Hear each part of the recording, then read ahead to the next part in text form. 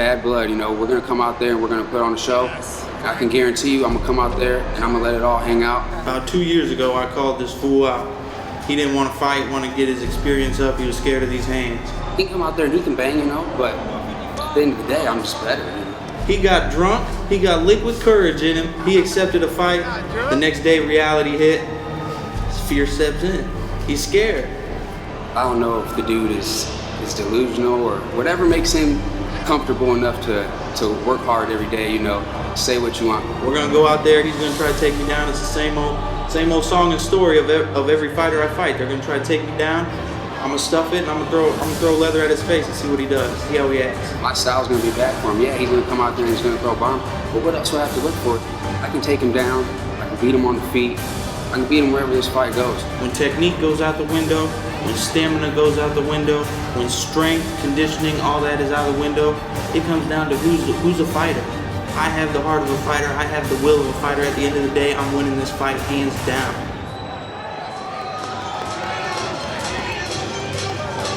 Okay, folks, here we go. Cage Aggression 16, the aftermath. And I'd hate to see the aftermath after this fight because making his way to the cage is Mike Diesel Duckett. And he's fighting out of Marty's Martial Arts. And as you saw in the video there's a lot of bad blood here between these two fighters. Yeah, last night at weigh-ins it got wild. They was in each other's faces. They were calling each other's names. I'm looking forward to this one. It's a pleasure to be able to call this fight. I don't see it going all 3 rounds. Me neither. This is Mike's first fight back in 2 years, actually. So it's going to be interesting, you know, if the ring rust plays a factor here or not. Yeah, but this guy's got close to 20 amateur fights. And, I mean, amateur or pro, you know, it doesn't matter. 20 fights is still 20 fights. And we'll see if he can knock off the rust and put down Josh Neal here tonight.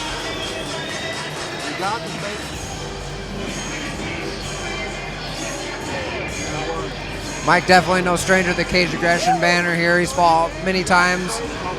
Yeah, he's sporting the mohawk. He's looking a little reckless. He definitely came in shape. He's looking big. He's looking strong. It'll be interesting to see if Josh Neal can get him to the ground and stick to his game plan. I agree. He's not going to want to come out here and brawl with Duckett. That's exactly what Duckett wants. Yeah, Duckett puts guys away. And I don't know. I'm hanging on the edge of my seat right now. As a fight fan, this is an absolutely amazing matchup, especially the history of these two. I can't wait for Josh to get out here and these two to square off in the middle of the cage. Kudos to Mike Goodwin for setting this one up. Absolutely. It's been a long fight in the making, and we finally get to experience it here tonight.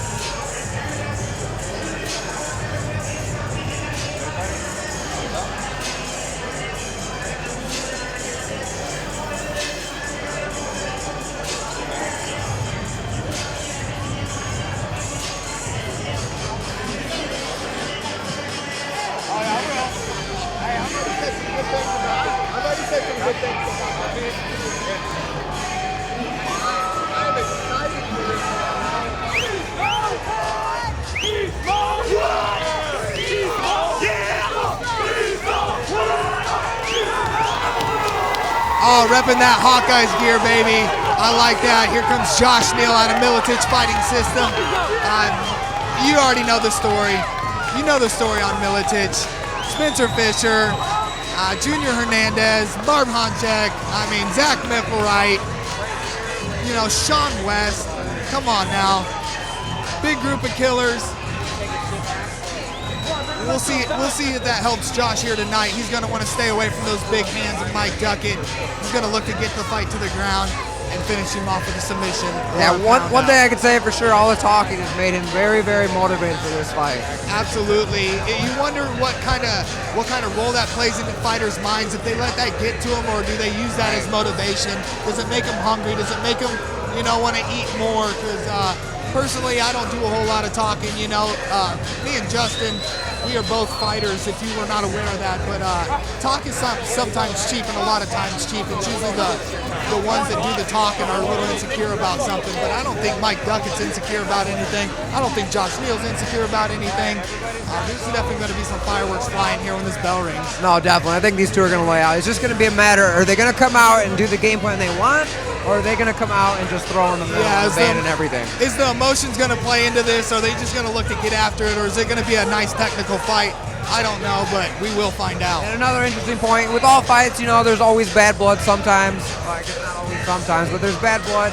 Most of the times at the end of the fight, you see the fighters shake hands and hug it out. I'm very curious to see if that's what's going to happen here.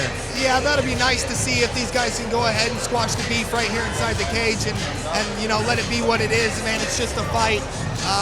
Nothing's that serious in life, especially fist fighting in the middle of a cage for entertainment.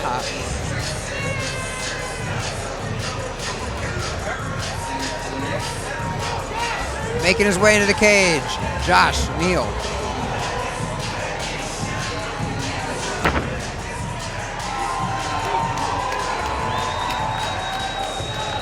A little mean mug by Duckett as Josh circles the cage. I love it. Ladies and gentlemen, our next bout is scheduled for three-minute rounds in the Caged Aggression Amateur Division. Introducing first, fighting out of the red corner. He stands 5 feet 9 inches tall and weighed in at 158 pounds. He trains with Marty's Martial Arts and is sponsored by Rossman Performance Nutrition. Joining us from Kewanee, Illinois, Mike Diesel Duckett! And his opponent, fighting out of the blue corner. He stands 5 feet 10 inches tall and weighs 160 and 1/2 pounds. He trains with Militich Fighting Systems and is sponsored by Complete Nutrition and Los Primos Mexican Grill. Joining us from East Moline, Illinois, Josh Neal!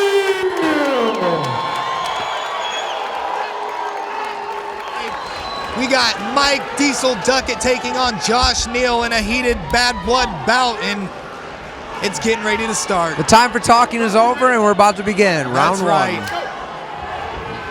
No touch of the gloves, obviously.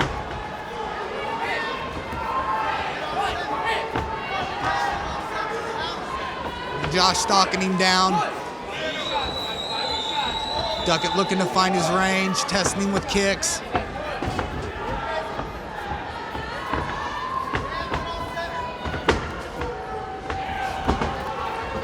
Oh. Glancing left hand there by Neal. Both fighters kind of exchanged shins there for a second. That doesn't feel good. No, imagine a ball hitch on a truck coming across your shin. That's never fun.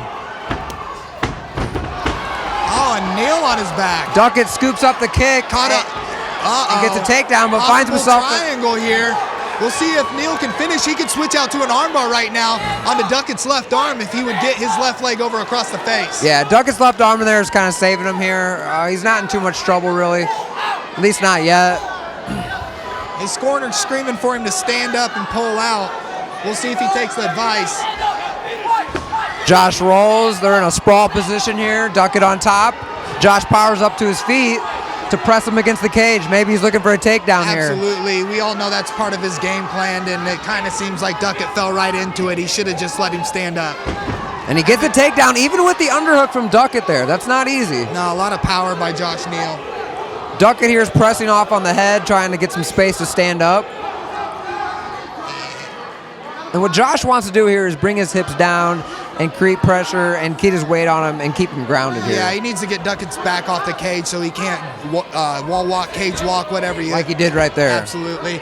But he back in on the double Josh again. Neal sneaks down again with the double. He's got his hands clasped, it looks like. All he's going to do is pop his hips in, pick him up, and put him back down. Back down again by Duckett, or by Neal rather, sorry. A little bit better position this time, side control. He needs to circle Duckett's hips towards the cage to get his head off there. And he does that. Looking to step over, a little sloppy.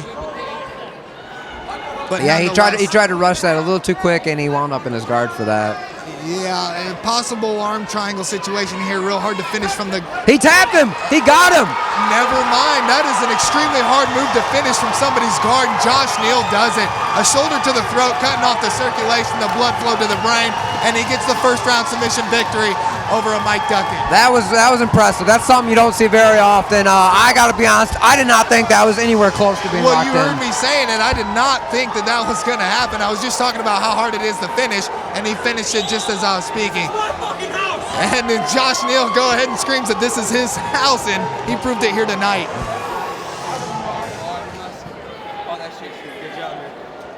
Ladies and gentlemen, your referee, Bruce Allen, called a stop to this contest with 36 seconds left in round one, declaring your winner by submission due to Von Flu choke, Josh Neal.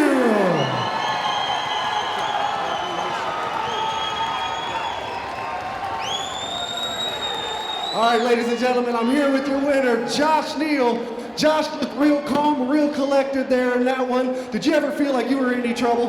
No, I didn't.